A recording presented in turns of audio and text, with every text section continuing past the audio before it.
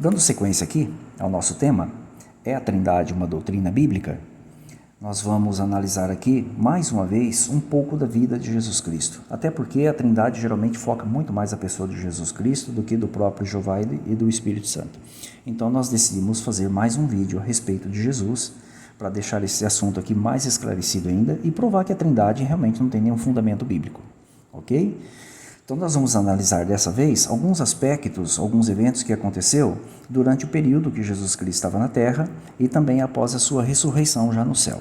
Ok? No terceiro vídeo nós falamos da sua pré-existência antes de vir à Terra. Agora nós vamos falar um pouquinho de alguns assuntos da sua vida na Terra e também após a sua ressurreição para o céu. Será que as coisas mudaram? A Trindade passou a existir depois disso? É isso que nós vamos avaliar. Jesus Cristo, evidentemente, nunca disse, eu sou Deus, eu sou todo-poderoso, eu sou o Criador. Até porque realmente não é, né? Ele sempre deixou claro que ele é o Filho de Deus e assim ele era reconhecido por todos os seus seguidores, né? No livro de Marcos, capítulo 14, aqui no versículo 61, Jesus Cristo ele teve uma grande oportunidade se ele quisesse dizer que ele era igual ao Pai ou que ele era o Deus Todo-Poderoso.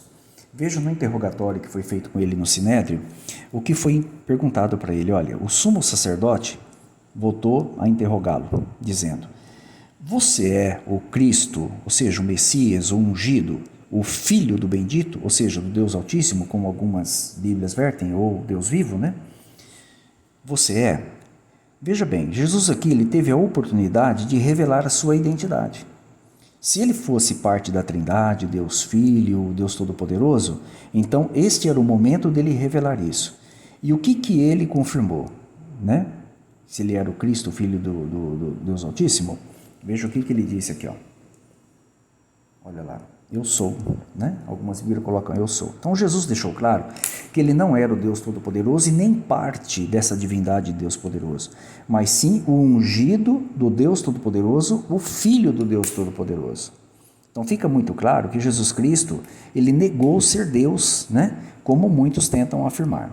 Inclusive, ele deixou isso ainda de forma assim muito mais esclarecida, quando ele citou aquela grande profecia do livro de Mateus, que começa aqui no capítulo 24, e quando chega no versículo 36, ele deixou claro que ele não tinha conhecimento de certos fatos que só Jeová sabe. Está aqui, ó. Mateus 24, 36, olha. Ele disse assim, ó, sobre o grande dia de Deus, quando ele vai resolver as coisas finalmente na terra, ele disse, ó, a respeito daquele dia e daquela hora, ninguém sabe, nem os anjos dos céus, nem o Filho, ele está falando dele, mas somente o Pai. Olha que interessante, se Jesus Cristo era também coeterno e Deus Todo-Poderoso com o Pai, desde a eternidade, seja como for, como defende os trinitários, como que ele não sabe o dia que ele mesmo marcou do fim? Será que Jesus Cristo mentiu? Evidentemente que ele não mentiu. Então, das duas, uma, ou ele realmente não sabe porque ele não é Deus, ou ele sabia e mentiu nesse texto. Qual a alternativa que você escolhe? Evidentemente, você vai escolher a alternativa que ele não sabia, porque Jesus Cristo jamais mentiu com a sua própria boca. Então fica muito claro que só o Pai, no caso aqui Jeová, é que detém fatos, informações, porque ele realmente é o dono de tudo. Então como que pode ter três seres envolvendo a pessoa de Jesus aqui especificamente, sabendo de todas as coisas, e ele não sabia o dia que ele marcou? O dia que ele mesmo marcou lá no passado, quando vai ser o fim, né?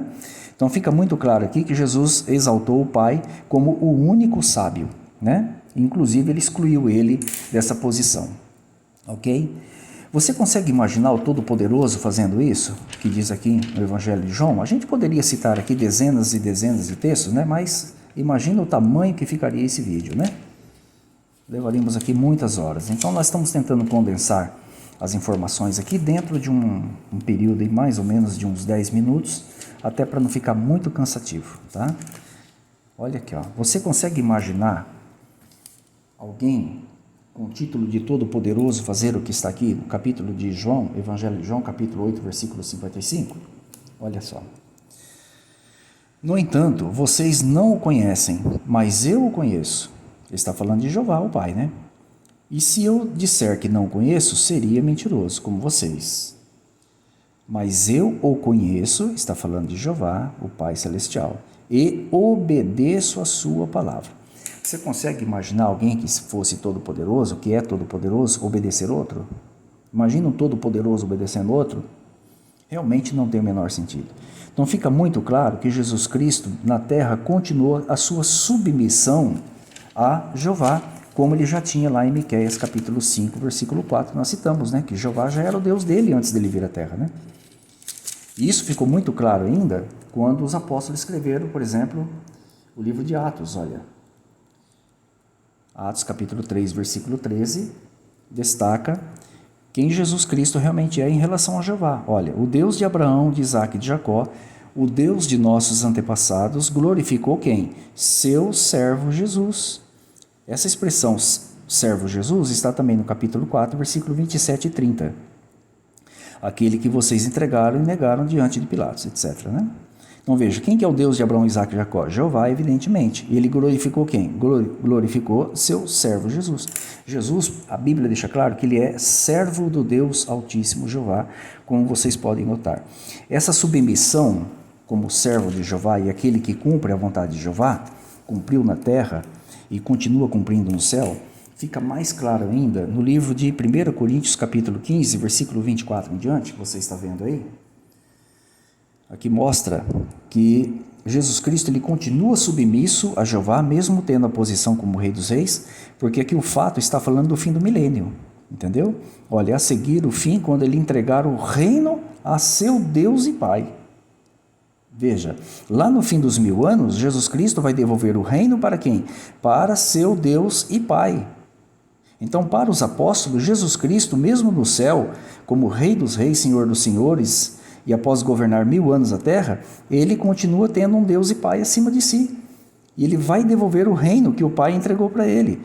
Aí no versículo 25 fala mais um pouquinho desse fato, né? O 26 também. O 27 fala que Deus sujeitou tudo a ele, né? Menos a si mesmo, entendeu?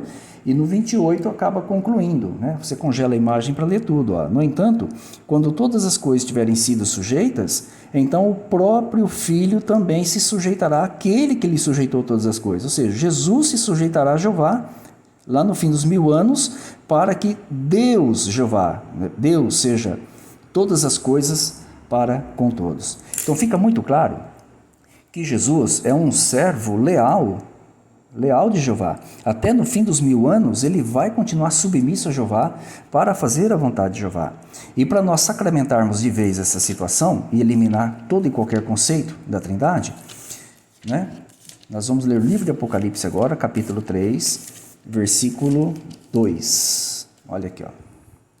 3:2. Aqui são palavras de Jesus Cristo, evidentemente por meio do anjo, né, que entregou a informação para João. Olha aqui, versículo 2. Estou no capítulo 3, versículo 2. Então aqui ele chama alguém de meu Deus no céu, pela primeira vez. E no versículo 12, do lado, olha, ele chama alguém no céu, ele já numa posição glorificada no céu, que o livro de Apocalipse foi escrito pelo menos uns 60 anos após a sua ascensão, ele já estava à direita de Deus. E Jesus, à direita de Deus, de Jeová, chama quem então de meu Deus no céu? Olha aqui, ó, meu Deus uma vez, meu Deus, meu Deus, meu Deus. Então você tem aqui no livro de Apocalipse 5 vezes Jesus chamando alguém acima de si de meu Deus no céu. Isto aqui, por si só, já destrói o conceito da Trindade, acaba com aquela questão da coigualdade, que ninguém é maior que ninguém, etc. Tal. Por quê? Fica muito claro que Jeová, evidentemente, que era o Deus de Jesus lá em Miqueias 5:4 antes de vir à terra, continua sendo o Deus de Jesus Cristo, ao qual ele chama de meu Deus aqui no livro de Apocalipse, capítulo 3, versículo 2 e versículo 12, conforme vocês estão vendo aí no centro do vídeo, ok? Só isso já é mais do que suficiente para mostrar que só existe um Deus Todo-Poderoso, o Ser Supremo, e não uma confusão, uma fusão, uma corporação de divindades que é o dono do universo. Evidentemente, o único ser todo-poderoso é o Deus de Jesus Cristo, né? Nosso Santo Pai, nosso amado Deus, Jeová.